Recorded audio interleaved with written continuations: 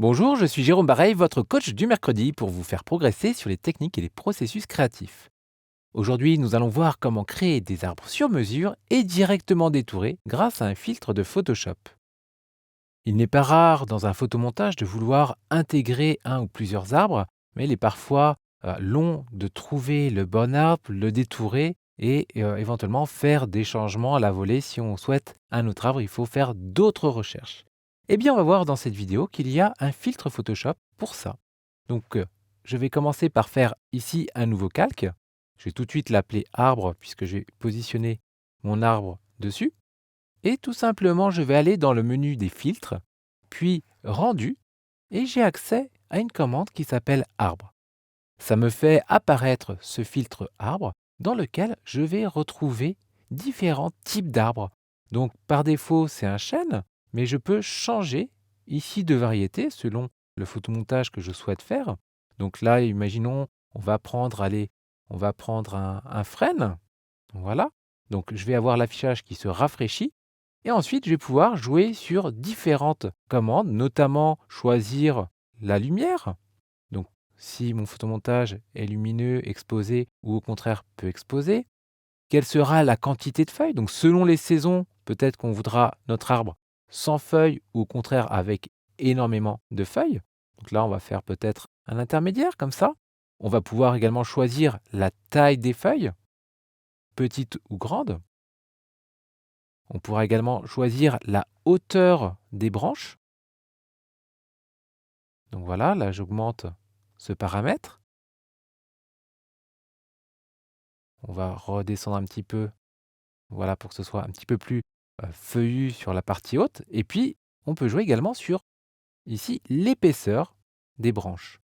Donc à chaque fois, voilà, il y a un petit calcul qui se fait et on a le résultat. On a par défaut des feuilles proposées par Photoshop, mais on peut également décocher ici et aller choisir d'autres types de feuilles. Donc là, imaginons, voilà, je vais prendre celle-ci, les 12, pour avoir un autre résultat. Je change, voilà, je vais faire des petites recherches, j'explore avec différents types de feuilles. Et puis, de toute manière, je pourrais revenir à tout moment sur les feuilles par défaut.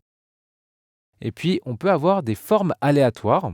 Voilà, donc ça m'a recalculé un arbre avec une autre forme. Et si je clique ici sur ce curseur, quand je décoche ici le format aléatoire, pareil, ça va me recalculer avec d'autres dispositions. Ce qui me permettrait de créer des arbres différents, toujours avec ce même filtre. Et puis, je retrouve ici les paramètres prédéfinis et je pourrais enregistrer, voire même charger des paramètres prédéfinis. Donc là, tout ce que j'aurai à faire maintenant, c'est faire OK pour valider. Et on va voir que j'ai bien sur mon calque, ici, mon arbre. D'ailleurs, si j'enlève le fond, j'ai pas besoin de le détourer. Voilà, il a été directement détouré pour moi. Donc tout ce que j'aurai à faire, c'est après l'intégrer à ma composition, retravailler la lumière, etc. Alors là, je vais faire quelque chose de rapide. Je vais venir faire un double clic ici pour rentrer dans les styles de calque. Allez, je vais faire une petite incrustation de couleurs. Donc en mode couleur, et puis je vais aller chercher une couleur d'ombre. Voilà, comme ça. Alors peut-être un petit peu moins foncé. Voilà, sur des couleurs un petit peu plus chaudes. J'ai ensuite mon résultat ici. Je peux jouer ici sur l'opacité et éventuellement tester avec d'autres modes de fusion. Donc là, je teste par exemple un produit. Voilà, on va trouver un entre-deux. Et puis on fait OK. Et voilà comment rapidement j'ai créé mon arbre. Alors, autre application, on peut également l'utiliser pour se créer des broches, c'est-à-dire des formes de pinceaux. Donc là, je vais rapidement faire ici un calque blanc et puis je vais réappliquer mon filtre arbre.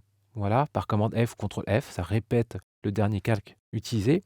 Et là, avec l'outil de sélection rectangulaire, je pourrais très bien sélectionner l'arbre pour demander à Photoshop de faire une forme prédéfinie d'arbre.